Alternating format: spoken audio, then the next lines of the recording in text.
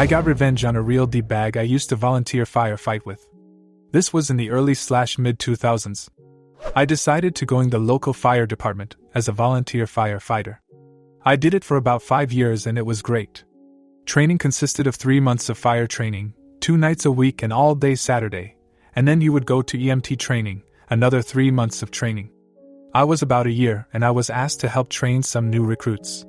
One of the lieutenants, Amy, was a short, middle-aged woman who was so full of fire she could make a grown man cry. One of those people who commands both fear and respect wherever she went. Honestly, a great lieutenant and great person. When she wasn't being a drill sergeant, she was extremely kind and generous. She would often bake people cakes and treats and deliver them to the various stations in our department. However, in this new academy class that I was asked to help with, there was a cocky kid that we will call Aaron. Aaron talked big during the training and acted like he was the all-American hero. Like he was going to be the lead badass in Backdraft 2. He performed moderately well in training but far from the top of the class. He gets assigned to Amy's station, which is a pretty quiet station in the department. A few months after he starts, Amy swings by my station one night to say hi. She brings us the motherlode cake from Claim Jumper, massive 6-layer cake. She explained that she had treated her crew to a night out at Claim Jumper, which must have cost a lot of money. I think she took out about 8 people and bought a whole cake to top it all off. They had eaten the first 2 layers, so she gave us the remaining 4. We thanked her profusely and she left. Back then, the big social media platform was MySpace and I decided to look up some of the people in the department to make friends. I came across Aaron's page and I noticed some photos of him and the rest of his crew at Claim Jumper with Amy. However, when I read the comments, he bragged about how he had purposefully ordered the most expensive dinner, appetizers and drinks since Amy was buying. He bragged about how he was going to take advantage of her stupidity. This alone pissed me off because she was doing this super nice and generous. What an ungrateful, selfish butthead. Then I read the rest of his profile.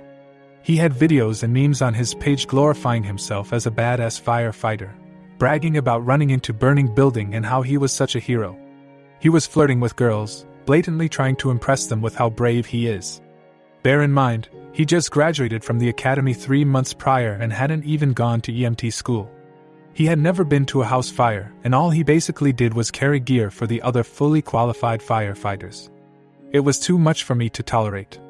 So here is the revenge.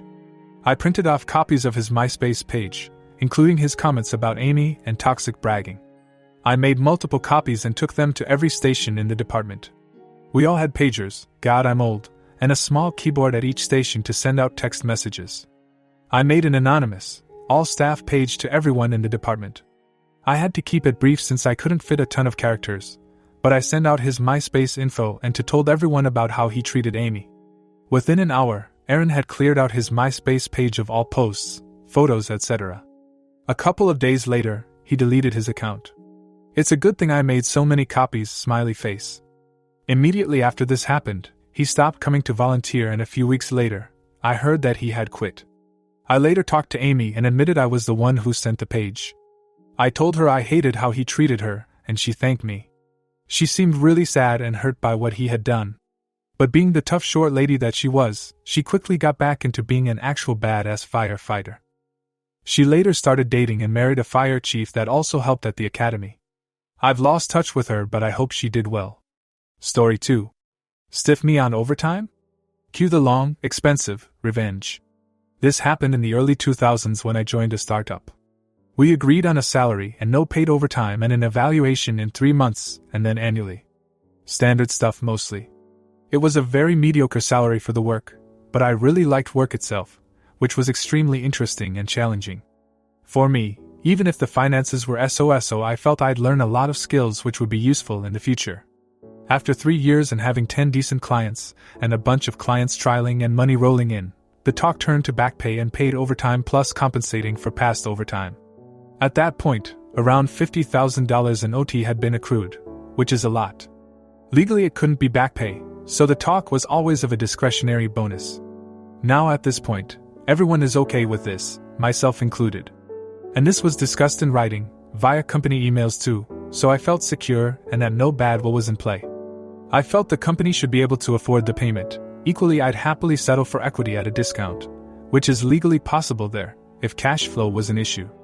The discussions about back pay, possible equity, and now started to drag on, and I was getting irked by this. In the end, I was made an offer of equity, which meant the company valuation was far beyond anything reasonable, in the hundreds of millions, and I'd get a minuscule stake, less than 0.01% of a company with 9 employees and a projected annual turnover of around 2 million. It was a few of sorts to stiff me out of money, and I didn't want to take that lying down. To say I was furious was an understatement. Anyway, the day he made that offer, I handed in my resignation. This sent the CTO into panic mode because the CEO had refused an updated contract, and I was still on a 1-month notice period, plus I had a lot of untaken paid leave. Basically, it meant I was walking out right then and there. So, off I went that very same day, to the shock and surprise of everyone, I guess. The next day I sent an official, registered, letter requesting my overtime/back pay and received a negative response, which I followed up with another, detailed, demand. This was also rejected because the bonus was discretionary and there is no overtime.